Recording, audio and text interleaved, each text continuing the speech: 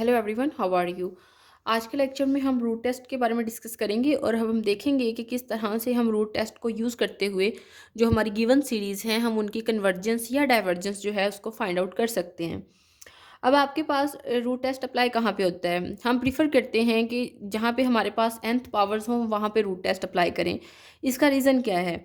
इसका reason test खुद बताता है कि देखें, आपने जब भी टेस्ट अप्लाई करना है तो आपने क्या करना है कि आपने लिमिट अप्लाई करनी होती है n tends to infinity A N absolute की nth रूट पावर आपने लेनी होती है। ठीक है? जब आप nth रूट उसका लेते हैं, अगर आपके पास सीरीज़ में n पावर इन्वॉल्व्स हैं तो आपस में वो कैंसिल आउट हो जाती हैं और आपके पास सोल्यूशन फाइंड करना आसान हो जाता है। इसलिए हमारी प्रेफरेंस होती है कि इस तरह की जो सीरीज़ हैं हम उन पे इस टेस्ट को अप्लाई करें। इसके अलावा भी सीरीज़ पे अप्लाई कर सकते हैं, लेकिन ज़्यादा वर्क इस तरह की सीरीज़ के लिए करेगा। ठीक है? इस टेस्ट के अकॉर्डिंग अगर हम ये वाली लिमिट लेते हैं और अगर इसकी वैल्यू लेस देन 1 हो जाती है तो सीरीज़ जो हैं वो एब्सोल्युटली कन्वर्जेंट हो जाएंगी।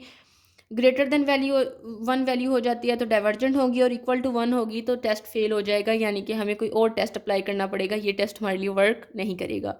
अब हम एक पर्टिकुलर एग्जांपल लेते हैं और देखते हैं कि किस तरह से इस टेस्ट को यूज़ करते हुए हम सीरीज़ की कन्वर्जेंस या डाइवर्जेंस जो है उसे फाइंड आउट कर सकते हैं। ये मैंने एक एग्जांपल लिखी है, यहाँ से अगर हम अब डिटेक्ट करें तो हमारे पास ए एन की वैल्यू क्या है। ए एन हमारे पास है -1 raise to power n -1 2 raise to power n+3 is divided by n+1 raise to power n है। ठीक है, अब हमने क्या लेना है, हमने ये लिमिट अप्लाई करनी है। हमने वैल्यू लिखनी है limit n tends to infinity nth root of -1 raise to power n -1 2 raise to power n+3 is divided by n+1 raise to power n। Okay, now students, अगर हम इसको फर्दर सिंप्लीफाई करें तो हम इसे लिख सकते हैं limit n tends to infinity. अब देखें, अंदर आपने ली है एब्सोल्यूट वैल्यू। ठीक है, क्योंकि आपने ए एन की वैल्यू लेनी है एब्सोल्यूट में, तो जाहिर है कि कोई भी नेगेटिव टर्म ये वाली टर्म क्या करेंगी, आपके पास आपकी जो सीरीज़ हैं उनमें ये वजह बनती हैं साइंस को अल्टरनेट करने का। लेकिन आपके पास एब्सोल्यूट वैल्यू की वजह से साइन जो है सीरीज़ का वो अल्टरनेट नहीं करेगा, तो इस वजह से ये वाली टर्म एब्सोल्यूट की वजह से आप ख़त्म कर सकते हैं।